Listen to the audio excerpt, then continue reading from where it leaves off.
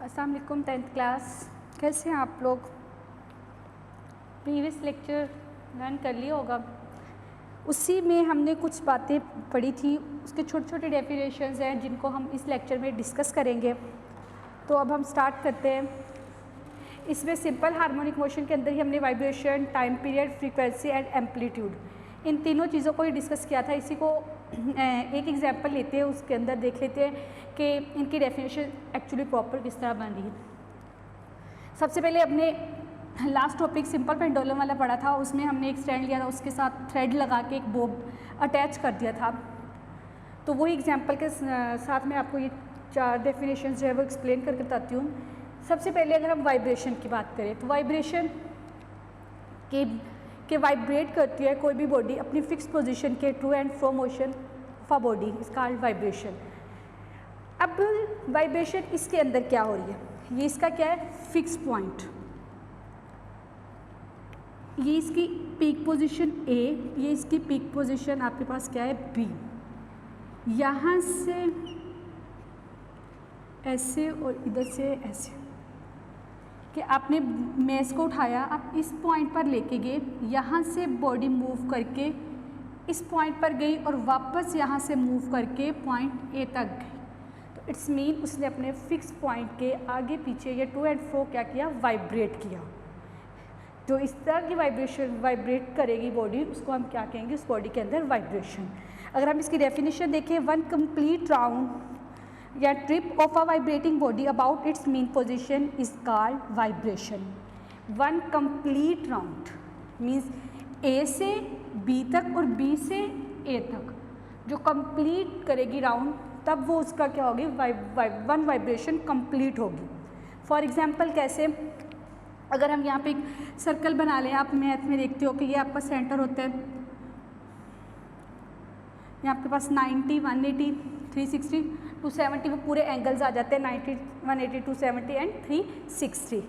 जब आप यहाँ से बॉडी को कोई भी रेस्ट पोजीशन में पड़ी होती है, आप यहाँ से उठा के उसको इस पॉइंट पे लेके जाते हो और वो यहाँ से मूव करके इस पे, इधर से इधर, इधर से फिर इधर और यहाँ तक जब मूव करेगी, मीन्स कि पूरा चक्कर या पूरा सर्कल कंप्लीट करेगी, तब उसकी वन वाइब्रेशन होगी।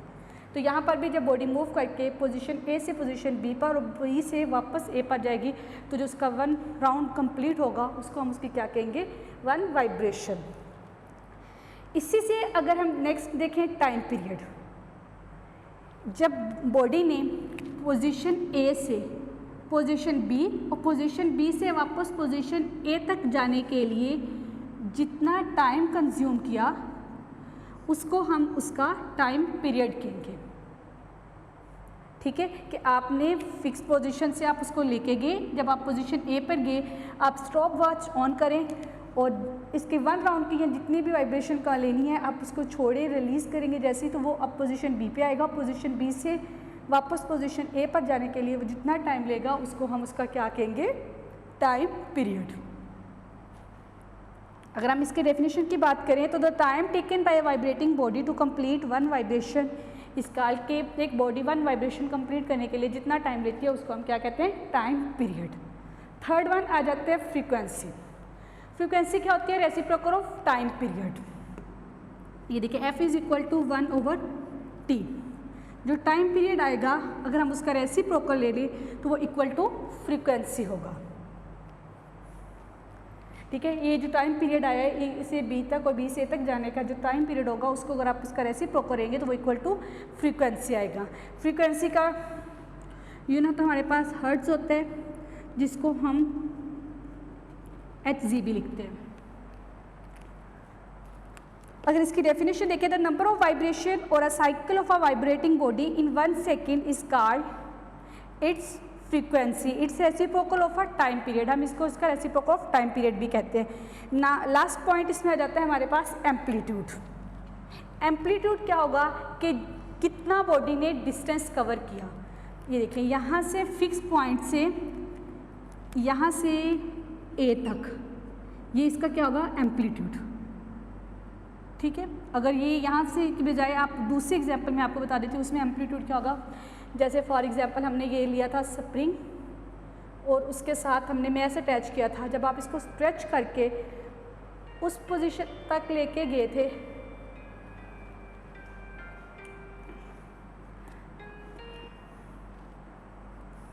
तो आपने यहाँ से क्या कवर किया था, डिस्टेंस, ठीक है। तो एम्पलीट्यूड के उसके मीन पोजीशन से वाइब्रेशन तक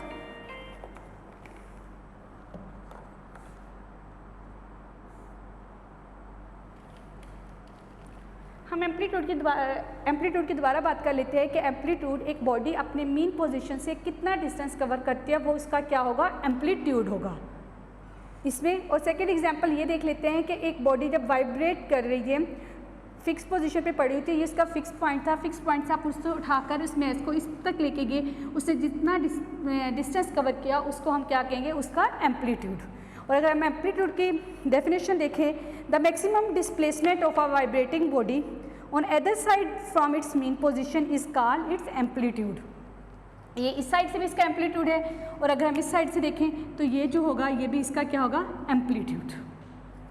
ये हमारे पास 4 डेफिनेशंस थी। सबसे पहले हमने वाइब्रेशन देखा कि एक बॉडी जो कंप्लीट एक राउंड वाइब्रेट करती है अपनी फिक्स पोजीशन के इर्द गिर्द, उसको उसकी वाइब्रेशन कहते हैं। सेकंड, टाइम पीरियड, उसने वाइब्रेट करने के लिए अपने कितना टाइम लिया है, 1 राउंड कंप्लीट करने के लिए जो टाइम यूज़ होगा वो उसका टाइम पीरियड होगा। लास्ट में हम फिर हमारे पास आता है फ्रीक्वेंसी। फ्रीक्वेंसी क्या होगी, reciprocal of time period. For example अगर हमारे पास फ्रीक्वेंसी आ जाती है, टाइम पीरियड हमारे पास 2 सेकेंड है, तो हम फ्रीक्वेंसी लेनी है, f=1 डिवाइडेड बाई 2 करेंगे तो 0.5 हर्ट्ज होगी इसकी फ्रीक्वेंसी होगी। और एम्पलीट्यूड के फिक्स पोजीशन से बॉडी ने कितना डिस्टेंस कवर किया या कितना डिस्प्लेसमेंट कवर किया, कितनी दूर तक आप उस मैश को लेके गए हो, वो उसका क्या होगा, एम्पलीट्यूड। सेकेंड पॉइंट हमारा स्टार्ट होता है यहाँ पे डैम्प ऑसिलेशन। डैम्प ऑसिलेशन, डैम्प ऑसिलेशन का मीन्स क्या आता है, हमारे पास वाइब्रेशन। कोई भी चीज़ जब वाइब्रेट करती है, आप उसका वाइब्रेशन का अदर नेम क्या कह सकते हैं, ऑसिलेशन। डैम्प के वाइब्रेशन का एम्पलीट्यूड जो है with in time Aahista Aahista क्या हो जाए, डिक्रीज़ होना स्टार्ट हो जाए। फॉर एग्जांपल फर्स्ट हम यहाँ पे बना के देख लेते हैं, ये आपके पास आहिस्ता आहिस्ता कम होता होता एक पॉइंट आएगा, ये बिल्कुल ख़त्म हो जाएगा। इस चीज़ को हम क्या कहेंगे, डैम्प ऑसिलेशन। फॉर एग्जांपल जब हम बोलते हैं तो हमारी आवाज़ बहुत ज़्यादा होती है, लेकिन कुछ ही सेकंड के बाद हमें आवाज़ आना बंद हो जाती है, मीन्स के उसकी जो वाइब्रेशन थी वो क्या हो गई, ख़त्म हो गई। अगर हम वैसे थ्योरेटिकली बात करें तो हमारे पास एक आइडियल सिस्टम हमने लेना है। आइडियल सिस्टम ऐसा सिस्टम होता है जिसके अंदर अगर कोई चीज़ वाइब्रेट कर रही है तो वो कंटिन्यूसली वाइब्रेट करती रहेगी, और अगर वो रेस्ट में है तो वो रेस्ट में ही रहेगी। लेकिन प्रैक्टिकली हम देखें तो कोई भी ऐसा सिस्टम नहीं है जो आइडियल हो। उसके अंदर कहीं ना कोई सम फ्रिक्शन या कोई रेजिस्टिव फोर्स क्या होती है, प्रेजेंट होती है, जो क्या करती है, उस बॉडी की वाइब्रेशन को कम करती है, आहिस्ता आहिस्ता कम करते करते बिल्कुल ख़त्म कर देती है। अगर हम डैम्प की डेफिनेशन देखें तो क्या होगा, the friction reduce the mechanical energy of the system as time passes the end the motion is said to be damp. जैसे कि फॉर एग्जांपल आपने बाल एंड बाउल सिस्टम वाले में देखा था, इसी एग्जांपल वहीं पे हम देख लेते हैं। बाल एंड बाउल सिस्टम जो हमने देखा था, ये बाउल था, यहाँ पे बॉल रेस्ट में पड़ी थी। अगर ये आइडियल सिस्टम होता, जब आपने इसको इस पॉइंट से मूव करवाना स्टार्ट किया था तो ये उसके अंदर कंटिन्यूसली मूव करता रहता है, लेकिन प्रैक्टिकली ऐसा नहीं होगा। क्या होगा, बॉल मूव करेगी, इस पॉइंट पे जाएगी, फ्रिक्शन की वजह से उसके अंदर जो एनर्जी स्टोर हुई थी, जिसको हमने रिस्टोरिंग एनर्जी कहा था, वो आहिस्ता आहिस्ता क्या जाएगी, कम होती जाएगी। फिर आहिस्ता नेक्स्ट में फिर और कम हो जाएगी, एक पॉइंट आएगा ऐसा कि वो बिल्कुल अगेन किस में आ जाएगी, रेस्ट पोजीशन में। ये इस तरह की जो वाइब्रेशन होती है हम उसको क्या कहेंगे, डैम्प ऑसिलेशन। प्रैक्टिकली एक जो है हमारे पास इसकी एग्जांपल आ जाती है, वो है शॉक अब्जॉर्बर। यहाँ पे हम लिख लेते हैं शॉक एब्जॉर्बर। शॉक मतलब किसी भी चीज़ में शॉक लगना, झटका लगना, एब्जॉर्ब, उसको एब्जॉर्ब करना, जज़ब करना। ये मोस्टली हमारे पास यूज़ होता है किसमें, ऑटोमोबाइल्स के अंदर। ये इस तरह का बना हुआ होता है, ये attach to the car frame के साथ अटैच होता है, ये इसके अंदर पिस्टन लगा हुआ होता है, इसमें लिक्विड फिल किया जाता है, और ये attach to the car axle. अब जब कार स्मूथ सरफेस पे मूव कर रही होगी तो उसके अंदर जो वाइब्रेशंस होंगी वो तो नहीं होंगी, लेकिन जब कोई भी रोड के ऊपर बम्प ऑन द रोड आ जाए, क्या होगा, over on a bomb provide कह लें तो गाड़ी के अंदर वाइब्रेशन जो होगी वो वायलेंटली स्टार्ट हो जाएगी। उस वाइब्रेशन को कंट्रोल करने के लिए हम शॉक एब्जॉर्बर क्या कहते हैं, यूज़ करते हैं। ये क्या करते हैं, उन वेव्स को एब्जॉर्ब करते हैं। पिस्टन जो होता है वो उसकी जरिए ये एनर्जी जो होती है ट्रांसफ़र होती है लिक्विड के अंदर, और लिक्विड उस एनर्जी को क्या करता है, कन्वर्ट कर देता है in the form of heat energy. पहले जो गाड़ियाँ या हम वैन वगैरह की बात करें, उसके अंदर जब कोई शॉक लगता है या किसी को bump on the road bump पे गुजर के जाती हैं आगे, तो क्या होता है, वो ज़्यादा फील होता है हमें शॉक। लेकिन अगर हम कार वगैरह की बात करें तो उसमें इतना ज़्यादा फील होता है। क्यों? क्योंकि उसके अंदर जो होता है वो शॉक एब्जॉर्बर लगा होता है। वो कुछ ही सेकेंड्स के अंदर उस पूरी वाइब्रेशन को क्या करता है, अपने अंदर एब्जॉर्ब कर लेता है। और अगर हम इसकी डेफिनेशन देखें, the oscillation of a system in the presence of some resistive force, के किसी भी जिस्म की वाइब्रेशन किसी रेजिस्टिव फोर्स ऑफ फ्रिक्शन भी हो सकता है, कोई भी फोर्स हो सकती है जो उसकी वाइब्रेशन को क्या करे, कम करे। इस तरह की जो मोशन होगी उसको क्या कहेंगे हम, वाइब्रेशन डैम्प्ड ऑसिलेशन। इसी के साथ हमारा ये पॉइंट डैम्प्ड ऑसिलेशन ख़त्म हो जाता है। अब हम इसी जो फर्स्ट जो हमने चैप्टर्स किया था उसके हम प्रॉब्लम स्टार्ट करते हैं।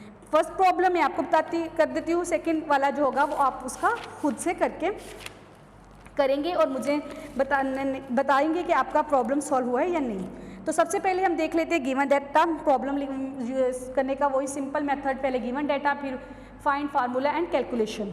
गिवन डाटा के अंदर हम क्या लिखेंगे, सबसे पहले the time period of a simple pendulum is 2 second. कि हमारे पास जो टाइम पीरियड था किसी भी पेंडुलम का, time period given data,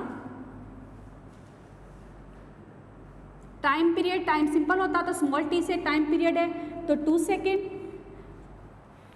of a simple pendulum. What will be the length on the earth, इसकी लेंथ अर्थ पर कितनी होगी। What will be its length on the moon, इसकी मून पर कितनी होगी। If G M is equal to G E over G M equal to G E over 6, जी की value on earth कितनी होगी, 10 मीटर पर सेकेंड। ये हमारा गिवन डाटा था। हमने फाइंड क्या करना है, length 2 bar, length eight moon, length for earth question mark.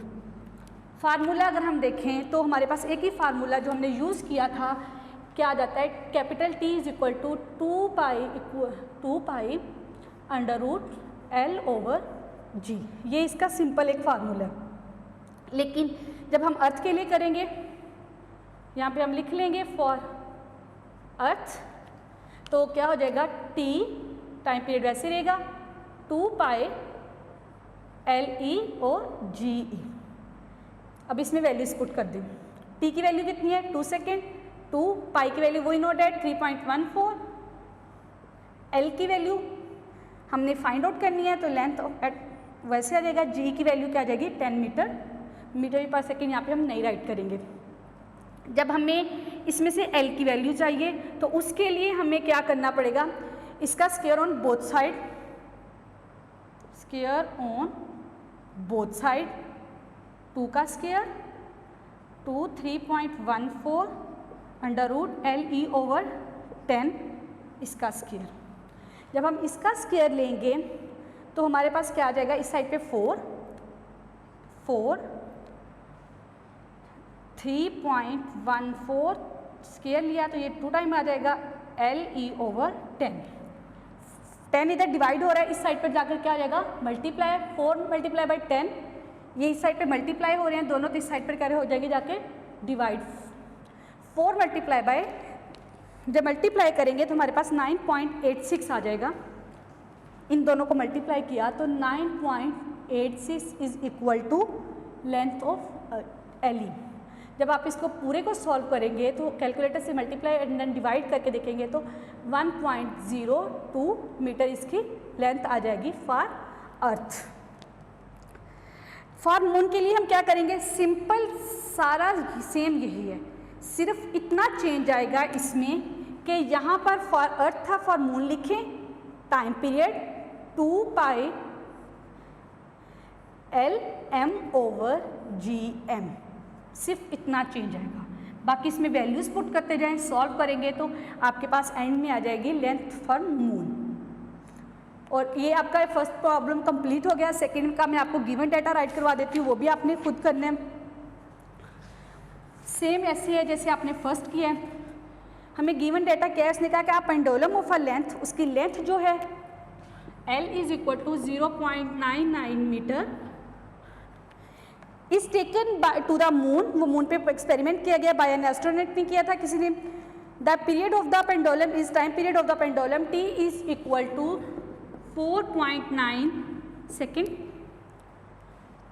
What is the value of G on the surface of the moon. आपने क्या करना है, GM फाइंड आउट करना है। फार्मूला इसमें क्या लगेगा, T is equal to 2 pi under root L over G। ये सिंपल हम किसके लिए कर रहे हैं, time period is equal to for moon length LM, यहाँ पे भी M मेंशन करें, मून की बात करें तो यहाँ पर भी GM। वैल्यूज पुट करें, इसका स्क्वायर लें और आपका आंसर आ जाएगा, जो आएगा हमारे पास क्या होगा, GM। सॉल्व करें और आप मुझे बताएं इसमें कोई अगर इश्यू हो, कोई प्रॉब्लम हो तो आप डिस्कस पूछ सकते हैं। चलिए ठीक है, 10th क्लास इसको अच्छे से करें। नेक्स्ट प्रॉब्लम जो होगी हम नेक्स्ट लेक्चर में करेंगे।